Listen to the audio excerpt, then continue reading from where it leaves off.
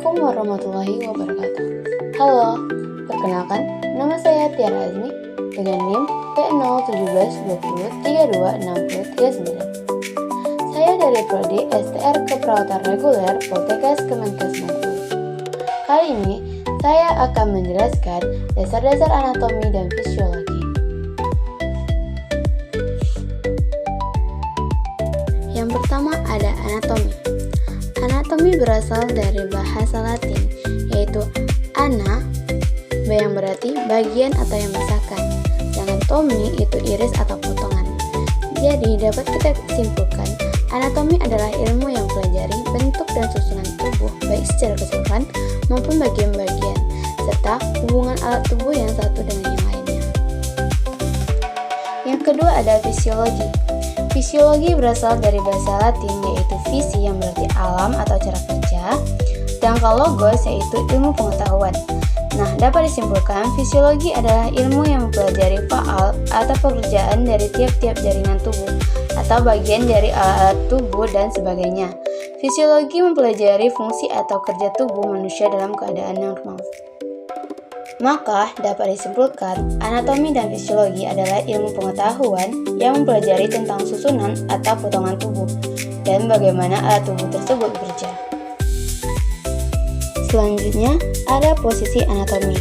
Posisi anatomi ini digunakan sebagai rujukan agar hubungan dengan seluruh bagian tubuh dapat dijelaskan. Yang pertama, tubuh berdiri tegak dengan kedua kaki rapat paralel mendarat di lantai. Yang kedua, kepala lurus dan mata melihat ke depan. Yang ketiga, lengan di sisi tubuh. Yang keempat, telapak tangan ke depan membuka. Dan yang kelima, itu ibu jari mengarah keluar tubuh. Bidang proyeksi tubuh. Apa sih bidang proyeksi tubuh? Bidang proyeksi tubuh adalah bidang datar imajiner yang menembus tubuh untuk menunjukkan titik-titik rujukan. 3 penampang anatomi utama yaitu penampang koronal, sagital, dan transversal. Istilah lokasi anatomi. Bidang anatomi adalah bidang yang melalui tubuh dalam posisi anatomi. Bidang ini terbagi menjadi 3. Yang pertama, bidang sagital, yaitu bidang yang membagi tubuh menjadi 2 bagian dari titik tertentu. Bidang ini sejajar dengan bidang median. Yang kedua ada bidang horizontal, yaitu bidang yang terletak melintang melalui tubuh. Bidang ini membagi tubuh menjadi bagian superior dan inferior. Yang ketiga ada bidang koronal, yaitu bidang vertikal yang melalui tubuh letaknya tegak lurus terhadap bidang median atau sagital, membagi tubuh menjadi bagian frontal dan dorsal.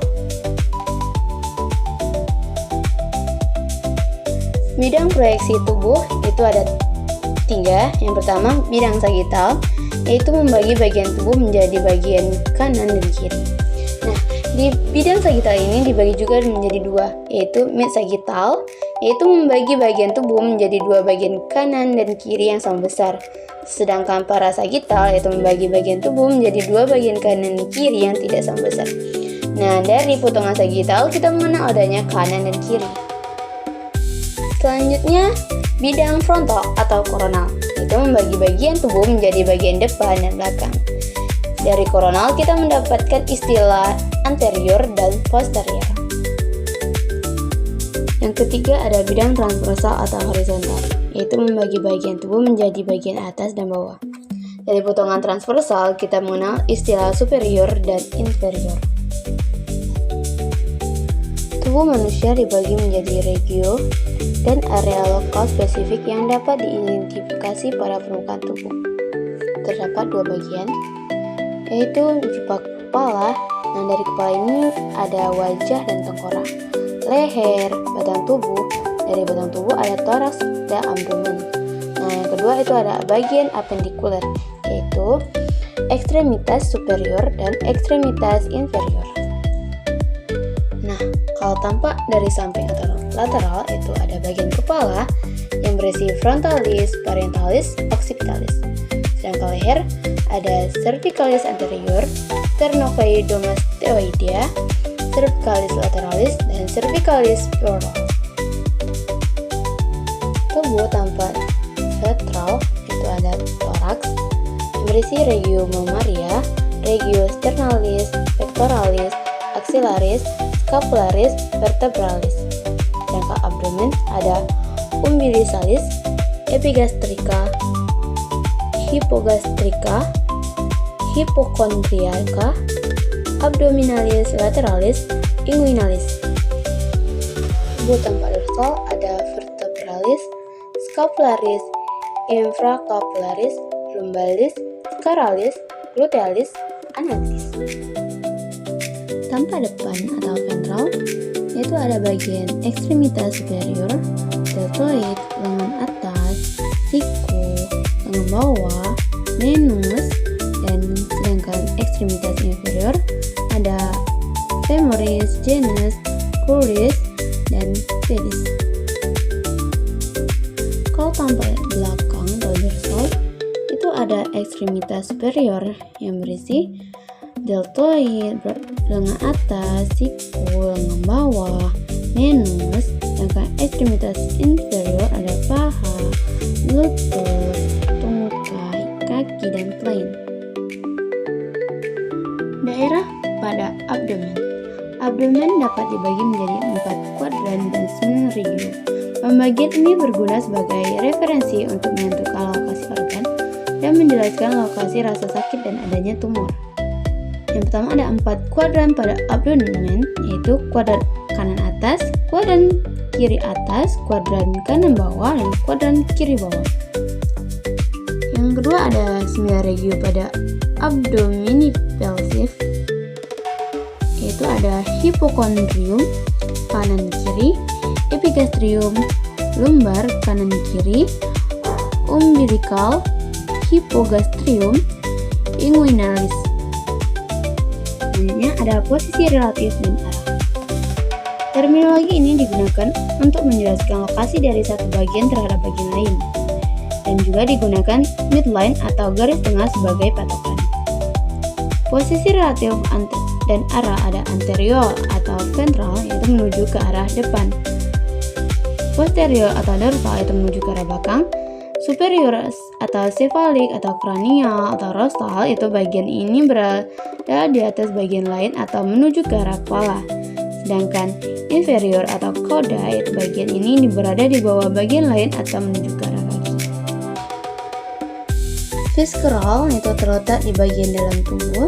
Superficial, terletak setiap bagian yang dekat ke permukaan tubuh. Proximal, itu menjelaskan bagian yang lebih dekat ke batang tubuh. Sedangkan distal, yaitu menjelaskan bagian yang menjauhi batang tubuh. Selanjutnya ada istilah gerakan anatomi. Yang pertama itu fleksi dan ekstensi. Adalah gerakan menekuk atau membengkokkan. Ekstensi adalah gerakan untuk meluruskan. Contohnya gerakan ayunan lutut pada kegiatan gerak jalan. Gerakan ayunan ke depan merupakan antefleksi dan ayunan ke belakang disebut retrofleksi. Ayunan ke belakang lebih lanjut disebut hiperekstensi. Yang kedua ada abduksi dan adduksi, adalah gerakan mendekati tubuh. Abduksi adalah gerakan menjauhi tubuh. Contoh, gerakan membuka tungkai kaki pada posisi istirahat di tempat merupakan gerakan abduksi atau menjauhi tubuh. Bila kaki digerakkan kembali ke posisi siap merupakan gerakan adduksi atau mendekati tubuh. Selanjutnya ada elevasi dan depresi. Elevasi merupakan gerakan mengangkat. Depresi adalah gerakan menurunkan. Contohnya gerakan membuka mulut, elevasi, dan menutupnya disebut depresi. Juga gerakan pundak ke atas yaitu elevasi dan ke bawah, depresi. Inversi dan eversi. Inversi adalah gerakan memiringkan telapak kaki ke dalam tubuh. Eversi adalah gerakan memiringkan telapak kaki keluar. Juga perlu diketahui untuk istilah inversi dan eversi hanya untuk wilayah di pergelangan kaki. Supinasi dan pronasi adalah gerakan menengadahkan tangan. Pronasi adalah gerakan menelungkupkan. Perlu diketahui istilah supinasi dan pronasi hanya digunakan untuk wilayah pergelangan tangan saja. Endorotasi dan eksorotasi adalah gerakan ke dalam pada sekeliling sumbu panjang tulang yang bersendi atau rotasi. Sedangkan eksorotasi adalah gerakan rotasi keluar. Selanjutnya ada istilah anatomi. Ada beberapa istilah anatomi yang saya ketahui.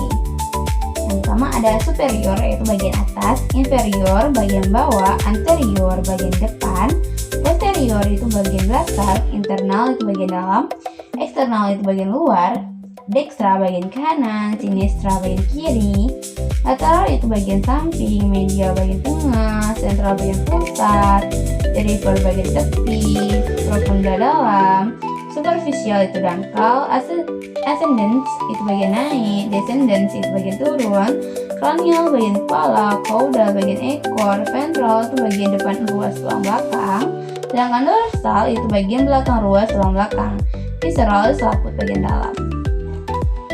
Terus ada parietal, itu selaput bagian luar, transversal melintang, longitudinal itu membujur, proximal mendekati batang tubuh, distal menjauhi batang tubuh, palmar itu ke arah palmaris manus atau anggota gerak atas, plantar itu ke arah plantar pedis atau anggota gerak bawah, ulnar itu ke arah ulna atau tulang hasta, radial ke arah radius atau tulang penempil, tibial ke arah tibia atau tulang kering, fibular ke arah fibula atau tulang betis, vertikal garis yang membagi dextra dan sinistra, horizontal itu garis yang membagi posterior dan anterior.